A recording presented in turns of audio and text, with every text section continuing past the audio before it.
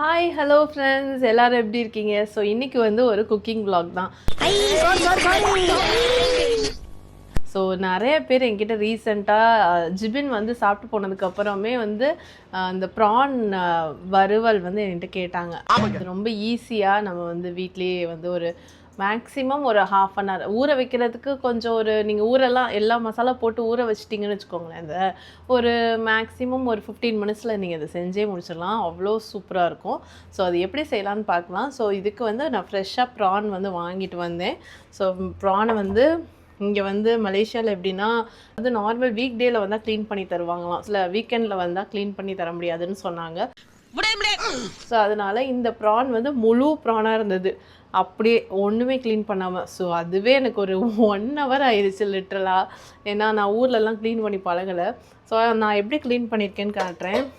First அந்த தலையை மட்டும் எடுத்துட்டு தலையை மட்டும் பிச்சு எடுத்துட்டு அந்த மேலே இருக்கிறது கீழே இருக்கிறதெல்லாம் இப்படி போட்டு உருவினதுக்கப்புறம் முன்னாடி ஒரு ஸ்லிட்டு, அதே மாதிரி பின்னாடி ஒரு ஸ்லிட்டு, இந்த 2 ஸ்லிட்டு போட்டிங்கன்னா ஒரு மாதிரி கருப்பு கலர் நூல் மாதிரி இருக்கும்.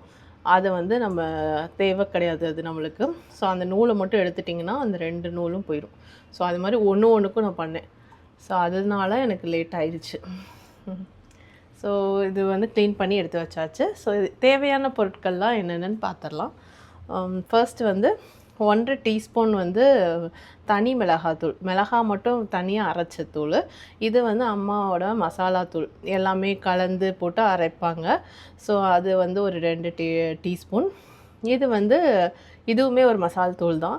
ஸோ இது வந்து இன்னொரு ஒரு என்னோடய பெரியம்மாவோட மசால் தூள் இது. ஸோ இது அம்மாவோடது, இது பெரியம்மாவோடது. ஸோ உப்பு, இஞ்சி பூண்டு பேஸ்ட் அது வந்து ஒரு 2 டீஸ்பூன், ஒரு அரை டீஸ்பூன் வந்து மஞ்சள் தூள், அப்புறம் கருவேப்பிலை. ஸோ இப்போ நம்ம என்ன பண்ண போகிறோன்னா, ஃபஸ்ட்டு தண்ணி ஏதாவது இருக்கான்னு நல்லா வடிச்சிடணும். ஸோ தண்ணி ஃபஸ்ட்டு நம்ம மோஸ்ட்லி நம்ம சிக்கன் 65 இந்த மாதிரி ஃப்ரை மாதிரி பண்ணுற ஐட்டம்ஸ் எல்லாத்துக்கும் தண்ணி சுத்தமாக இருக்கக்கூடாது. ஸோ அதனால் இப்போ வந்து இதில் நான் என்ன பண்ண போகிறேன்னா 2 டீஸ்பூன் வந்து நான் சொன்னேன்ல இஞ்சி பூண்டு பேஸ்ட் கலந்து வச்சுருக்கேன்னு. ஸோ அதை வந்து நல்லா போட்டு மிக்ஸ் பண்ணிக்கலாம். இஞ்சி பூண்டு பேஸ்ட்டு ஒரு 1/4 இஞ்சி பூண்டு பேஸ்ட் மட்டும் தனியாக வச்சுருங்க, அது நம்ம வதக்கும் போது போட்டுக்கலாம். ஓகேவா? அதுக்கடுத்து உப்பு தேவையான அளவு என்னன்னு கேட்பாங்க. ஆனால் ஒரு அரை டீஸ்பூனுங்க, அரை டீஸ்பூன் கிட்ட வந்து நான் உப்பு போட்டிருக்கேன். அப்புறம் வேணும்னா பார்த்துட்டு போட்டுக்கலாம். ஸோ அதனால் ஃபஸ்ட்டே போட்டுற வேணாம். இப்போ தனி மிளகாத்தூள் போடுறேன்.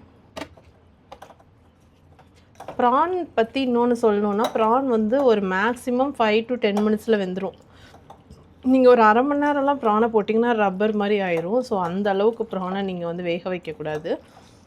நான் இது இன்னொரு மெத்தடில் செய்வேன். வெங்காயம் தக்காளிலாம் அரைச்சி நல்லா வதக்கி வெங்காய தக்காளி தொக்கு பண்ணுவோம் தெரியுமா, தக்காளி தொக்கு, அது மாதிரி பண்ணிவிட்டு அதுக்கப்புறம் இந்த இதை போட்டு இன்னும் நல்லா சுண்ட நம்ம வேக வச்சோம்னா அந்த டேஸ்ட் வந்து ரைஸ்லலாம் பரட்டி சாப்பிட செம்மையாக இருக்கும்.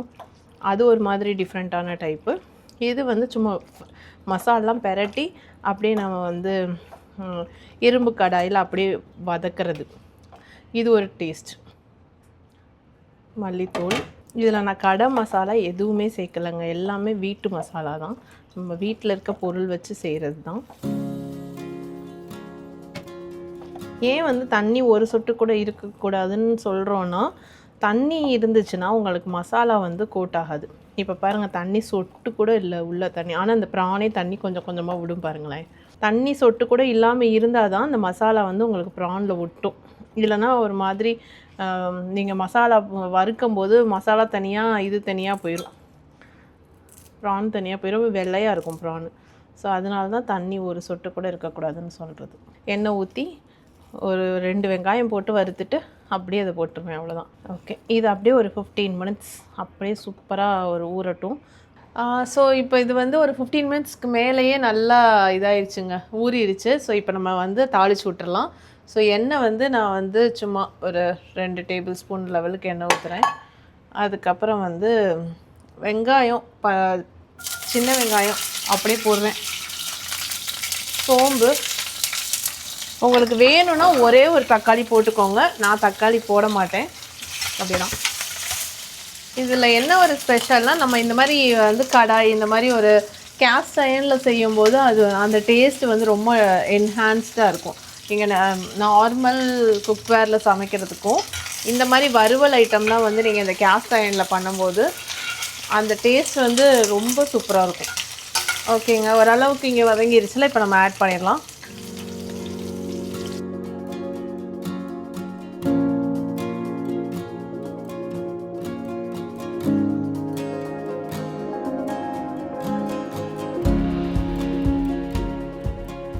இப்போ இது வந்து நல்லா குக் ஆகட்டும்.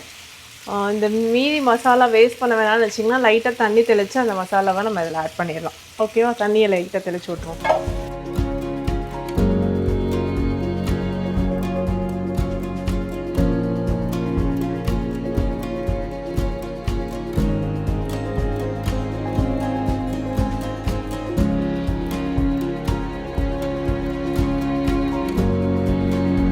இப்படியே நீங்கள் வந்து வதக்கிட்டே இருக்கணும். இந்த டிஷ்ஷில் வேறு ஒன்றுமே இல்லைங்க. ஒரு 10 minutes நீங்கள் இப்படியே வதக்கிக்கிட்டே இருந்தீங்கன்னு வச்சுக்கோங்களேன், செம்மையாக குக் ஆயிடும்.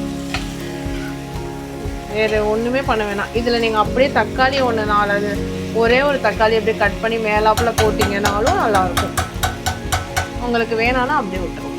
சரியா? இப்போ நான் இதை மூட போகிறேன்.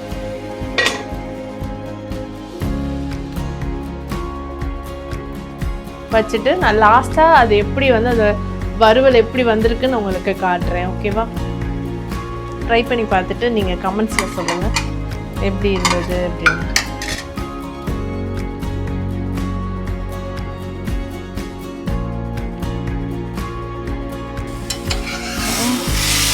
இது நல்லா ஃப்ரை ஆகிடுச்சு பாருங்கள். இந்த அளவுக்கு ஆகும்.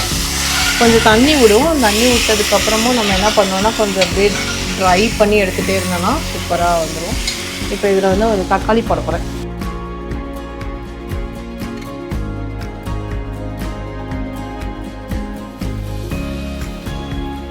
ஓகேவா? ஸோ தக்காளி வந்து வெந்த மாதிரியும் இருக்கணும், வேகாத மாதிரியும் இருக்கணும். ரொம்ப போட்டிங்க, அதாவது ரொம்ப குட்டி குட்டியாக கட் பண்ணிங்கன்னு வச்சுக்கோங்களேன், அது வந்து உங்களுக்கு புளிப்பு தன்மை வரும்.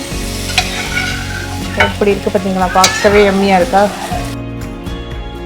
நல்லா வெந்துருச்சு பார்த்தீங்களா? நான் கட் பண்ணோன்னே தெரியுதா உங்களுக்கு? ப்ரான் பார்த்தீங்களா? வெந்துருச்சு. ஸோ இதை யூஸ் பண்ணி பார்க்க போகிறேன்.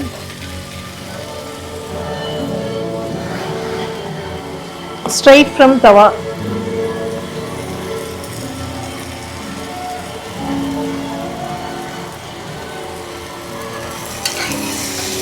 ஓகேங்க, அவ்வளோதான். இந்த இறக்கிடலாம். ஓகேங்க, சாப்பாடு ரெடி ஆயிடுச்சு. ஸோ சுட சுட ரைஸ், நேற்று வச்ச மீன் குழம்பு. இது வந்து காளா மீனுங்க.